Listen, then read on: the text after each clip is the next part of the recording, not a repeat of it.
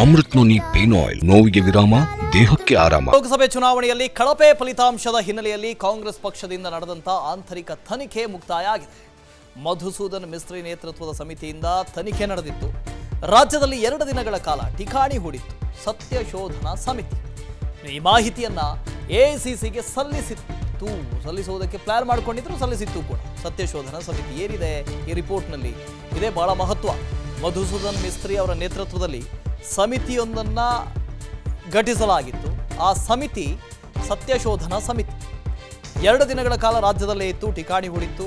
ಬೇರೆ ಬೇರೆ ಮಾಹಿತಿಗಳನ್ನು ಪಡ್ಕೊಂಡು ನಾಯಕರನ್ನ ಮಾತಾಡಿಸಿ ಸೋಲಿಗೆ ಕಾರಣ ಏನು ಅನ್ನೋದನ್ನು ಎಐಸಿಸಿಗೆ ತಲುಪಿಸಿದೆಯಂತೆ. ಆ ಮಾಹಿತಿಯನ್ನು ಎಐಸಿಸಿ ಕೊಟ್ಟಿದೆ, ವರದಿಯನ್ನು ಎಐಸಿಸಿ ಕೊಟ್ಟಿದೆ. ಆ ವರದಿ ಒಳಗಡೆ ಏನಿದೆ ಅನ್ನೋದೇ ಬಹಳ ಕುತೂಹಲ. ಯಾಕೆ ಸೋಲು ಅನುಭವಿಸೋದಕ್ಕೆ ಕಾರಣ ಏನು? ಈ ಬಣ ಬಡಿದಾಟ ಇತ್ತಲ್ಲ, ವಿಧಾನಸಭೆಯ ಚುನಾವಣೆಯ ಸಂದರ್ಭದಲ್ಲಿ ಯಾವ ಬಣನೂ ಇರಲಿಲ್ಲ, ಎಲ್ಲರೂ ಜೊತೆಯಾಗಿದ್ದರು. ಆದರೆ ಲೋಕಸಭೆ ಚುನಾವಣೆಗೆ ಬಂದಾಗ ಬಣ ಬಡಿದಾಟ ಹೆಚ್ಚಾಗಿತ್ತು ರಾಜ್ಯದಲ್ಲಿ.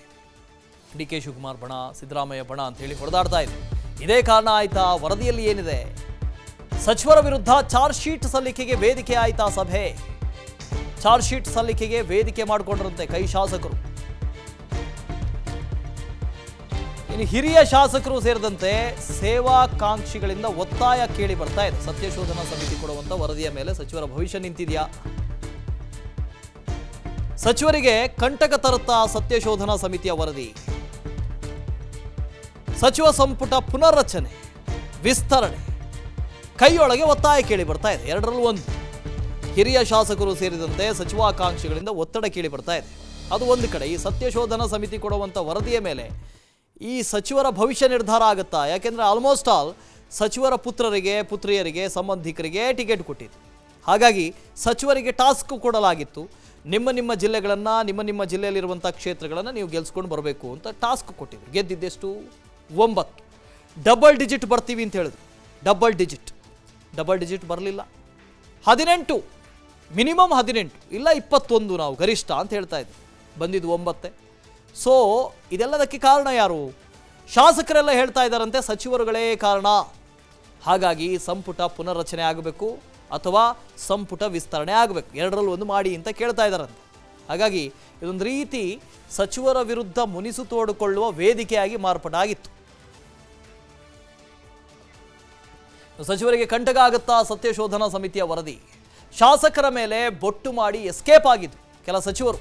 ಶಾಸಕರದ್ದೇ ಕಾರಣ, ಇವರು ಕೆಲಸ ಮಾಡಲಿಲ್ಲ ಅಂತ ಹೇಳಿ ಸಚಿವರುಗಳು ಬೊಟ್ಟು ಮಾಡಿ ಓಡೋಗ್ಬಿಟ್ಟಿದ್ರು. ಹಾಗಾಗಿ ಈಗ ಈ ಸತ್ಯಶೋಧನಾ ಸಮಿತಿಯ ವರದಿ ಇದೆಯಲ್ಲ, ಸಚಿವರಿಗೆ ಕಂಟಕ ಆಗುತ್ತಾ? ಆಯಾ ಕ್ಷೇತ್ರಗಳಲ್ಲಿ ಶಾಸಕರು ಕೆಲಸ ಮಾಡಲಿಲ್ಲ ನಮ್ಮ ಪರವಾಗಿ ಅಂತ ಹೇಳಿದ್ರು, ಅಡ್ಜಸ್ಟ್ಮೆಂಟ್ ಮಾಡ್ಕೊಂಡಿದ್ರು ಅಂತ ಸಚಿವರು ಆರೋಪ ಮಾಡಿದ್ದಿತ್ತು. ಹಾಗಾಗಿ ಶಾಸಕರ ಕ್ಷೇತ್ರಗಳಲ್ಲಿ ಕಡಿಮೆ ಲೀಡ್ ಅಂತ ಉಲ್ಲೇಖ ಮಾಡಿದರು ಸಚಿವರು. ತಮ್ಮ ಕ್ಷೇತ್ರಗಳ ಬಗ್ಗೆ ಯಾವುದೇ ವರದಿಯನ್ನ ಕೆಲ ಸಚಿವರು ಕೊಟ್ಟೇ ಇರಲಿಲ್ಲ. ಸಚಿವರ ಕರ ಮತ್ತು ಗಮನಕ್ಕೆ ಬರ್ತಾ ಇದ್ದಂತೆ ಸತ್ಯಶೋಧನಾ ಸಮಿತಿ ಅಲರ್ಟ್ ಆಗಿದೆ. ಸಚಿವರಿಗೆ ಫುಲ್ ಕ್ಲಾಸ್ ತೆಗೆದುಕೊಂಡಿದ್ದಾರೆ ಮಧುಸೂದನ್ ಮಿಸ್ತ್ರಿ. ಶಾಸಕರು ಕೊಟ್ಟಂತ ವರದಿ, ಪಕ್ಷದ ಆಂತರಿಕ ವರದಿಯನ್ನು ಮುಂದಿಟ್ಟು ಸಚಿವರಿಗೆ ಕ್ಲಾಸ್ ತಗೊಂಡಿದ್ದಾರೆ. ಸೊ ಒಂದಷ್ಟು ಜನ ಸಚಿವರು ಏನು ಮಾಡಿದ್ರು, ಶಾಸಕರ ತಲೆ ಕಟ್ಬಿಡೋಣ ಈ ಸೋಲನ್ನ ಅಂತಿದ್ರು. ಶಾಸಕರ ಕ್ಷೇತ್ರಗಳಲ್ಲಿ ಲೀಡ್ ಬರಲಿಲ್ಲ ಅಂತ. ಅಲ್ಲಿ ನೀವು ಸತೀಶ್ ಜಾರಕಿಹೊಳಿ ಅವರಾಗಿರ್ಬೋದು, ಇನ್ನೊಬ್ಬರಾಗಿರ್ಬೋದು, ಈ ಇನ್ನೊಂದಷ್ಟು ಜನ ಸಚಿವರುಗಳು ಈ ಶಾಸಕರ ಕೆಲಸ ಮಾಡಲಿಲ್ಲ, ಅಡ್ಜಸ್ಟ್ಮೆಂಟ್ ಮಾಡ್ಕೊಂಡಿದ್ರು ಅಂತ ಹೇಳೋದಕ್ಕೆ ಶುರು ಮಾಡಿದ್ರು. ಹಾಗಾಗಿ ಸಚಿವರುಗಳು ಕೂಡ ಈ ಥರ ಮಾಡಿದ್ರಲ್ಲ ಅಂತ ಶಾಸಕರು ಅವರು ವರಸೆಯನ್ನು ಶುರು ಮಾಡ್ಕೊಂಡಿದ್ದಾರೆ. ಸಚಿವರೇ ಇದಕ್ಕೆಲ್ಲ ಕಾರಣ ಅಂತ ಅವರು ಹೇಳಿರೋದು. ಹನುಮಂತ್ ಇದ್ರ ಬಗ್ಗೆ ಡೀಟೇಲ್ಸ್ ಅನ್ನು ಕೊಡ್ದು ಹೋಗ್ತಾರೆ, ಲೈವ್ನಲ್ಲಿ ಜಾಯ್ನ್ ಆಗ್ತಾರೆ. Good morning Hanumanth. ಇಲ್ಲಿ ಶಾಸಕರು ಹೇಳ್ತಾ ಇದ್ದಾರೆ ಸಚಿವರು ಕೆಲಸ ಮಾಡಲಿಲ್ಲ ಅಂತ, ಸಚಿವರು ಹೇಳ್ತಾ ಇದ್ದಾರೆ ಶಾಸಕರು ಕೆಲಸ ಮಾಡಲಿಲ್ಲ ಅಂತ. ಕೊನೆ ಕೆಲಸ ಮಾಡದೇ ಇರೋರು ಯಾರು? ಈ ಸತ್ಯಶೋಧನಾ ಸಮಿತಿಯ ರಿಪೋರ್ಟಿಂದ ಏನೋ ಒಂದು ಆಗುತ್ತೆ. ಖಂಡಿತ ವಾಸುದೇವ್, ಕರ್ನಾಟಕ ಈ ಬಾರಿಯ ಲೋಕಸಭಾ ಚುನಾವಣೆಯಲ್ಲಿ ಕರ್ನಾಟಕದಿಂದ ಹೆಚ್ಚು ಸ್ಥಾನಗಳನ್ನು ಹೈಕಮಾಂಡ್ ನಿರೀಕ್ಷೆ ಮಾಡಿತ್ತು. ಆ ನಿರೀಕ್ಷೆಗೆ ತಕ್ಕಂತೆಯೇ ನೀವು ರೀಚ್ ಆಗಬೇಕು ಅನ್ನೋಂಥ ಕಾರಣಕ್ಕಾಗಿ ಸಚಿವರು ಹೇಳಿದಂಥವರಿಗೆ ಅಭ್ಯರ್ಥಿಯನ್ನು ಮಾಡಿರುವಂಥದ್ದಾಗಿರ್ಬೋದು, ಮತ್ತು ಸಚಿವರ ಕುಟುಂಬಸ್ಥರಿಗೆ ಟಿಕೆಟನ್ನು ಕೊಟ್ಟರು.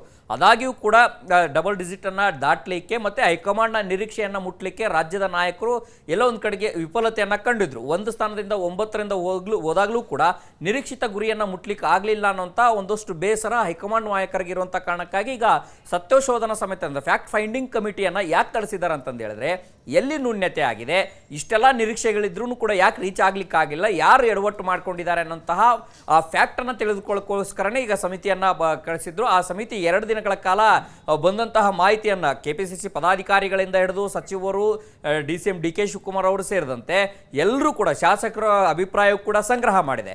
ಸಂಗ್ರಹ ಮಾಡುವಂಥ ಸಂದರ್ಭದಲ್ಲಿ ನೇರವಾಗಿ ಸಚಿವರ ವಿರುದ್ಧ ಒಂದಷ್ಟು ಚಾರ್ಜ್ ಶೀಟ್ ಅನ್ನ ಶಾಸಕರು ಸಲ್ಲಿಸಿದ್ದಾರೆ. ಸಚಿವರು ಒಂದು ಸರ್ಕಾರದ ಮಟ್ಟದಲ್ಲಿ ಇಮೇಜ್ ಅನ್ನು ಕೂಡ ಹೆಚ್ಚಿಸಲಿಲ್ಲ, ಮತ್ತೊಂದು ಕಡೆಗೆ ಪಕ್ಷದಿಂದ ಅವರಿಂದ ಪಕ್ಷಕ್ಕೂ ಕೂಡ ಅನುಕೂಲ ಆಗಿಲ್ಲ. ಹಾಗಾಗಿ ಅವರನ್ನ ಸಚಿವ ಸಂಪುಟದಿಂದ ಕೈ ಬಿಡಿ ಇಲ್ಲ ಅಂತಂದು ಹೇಳಿದ್ರೆ ಯಾರೆಲ್ಲ ಕಡಿಮೆ ಲೀಡ್ ಅನ್ನ ಕೊಟ್ಟಿದ್ದಾರೆ ಅವರ ಖಾತೆಗಳನ್ನ ಅದಲು ಬದಲನ್ನ ಮಾಡಿ, ಯಾಕೆಂತಂದು ಹೇಳಿದ್ರೆ ಕೆಲವು ಸಚಿವರುಗಳಿಗೆ ತಮ್ಮ ಖಾತೆಗಳ ಅರ್ಥವೇ ಇನ್ನೂ ಕೂಡ ಆಗಿಲ್ಲ.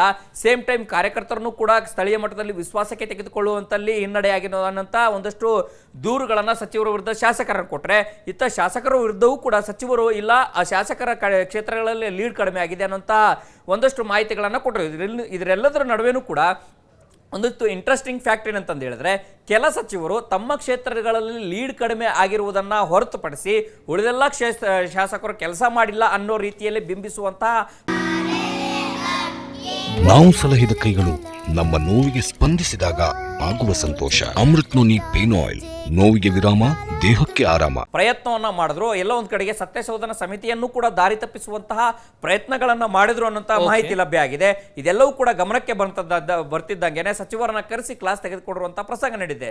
ಅಂತಿಮವಾಗಿ ಈ ವರದಿ ಹೈಕಮಾಂಡ್ ಮಟ್ಟದಲ್ಲಿ ಹೋದ್ರೆ ಮುಂಬರುವಂತ ದಿನಗಳಲ್ಲಿ ಒಂದ್ ವೇಳೆ ಏನಾದ್ರೂ ಸಚಿವ ಸಂಪುಟ ವಿಸ್ತರಣೆ ಅಥವಾ ಏನು ಪುನರ್ರಚನೆ ಮಾಡುವಂತ ಸಂದರ್ಭದಲ್ಲಿ ಆಯಾ ಸಚಿವರ ಕಾರ್ಯವೈಖರಿ ಏನಿದೆ ಅದೆಲ್ಲವೂ ಕೂಡ ಲೆಕ್ಕಕ್ಕೆ ತೆಗೆದುಕೊಳ್ಳುವಂತಹ ಪರಿಸ್ಥಿತಿಗಳು ನಿರ್ಮಾಣ ಆಗುತ್ತೆ. Vasudev. Okay, thank you Hanumanth. ಅನುಕ್ಷಣದ ಸುದ್ದಿಗಳಿಗಾಗಿ Vistara news YouTube channel subscribe ಮಾಡಿ. ಹೊಸ ಸುದ್ದಿಗಳ ನೋಟಿಫಿಕೇಶನ್ಗಾಗಿ ಬೆಲ್ ಐಕಾನ್ ಕ್ಲಿಕ್ ಮಾಡಿ. ಲೇಟೆಸ್ಟ್ ಅಪ್ಡೇಟ್ಸ್ಗಾಗಿ www.vistaranews.com ವೆಬ್ಸೈಟ್ಗೆ ವಿಸಿಟ್ ಮಾಡಿ. ಅಂಗೈಯಲ್ಲೇ ಜಗತ್ತಿನ ಸುದ್ದಿ ತಿಳಿಯಲು Vistara news Kannada app download ಮಾಡಿ.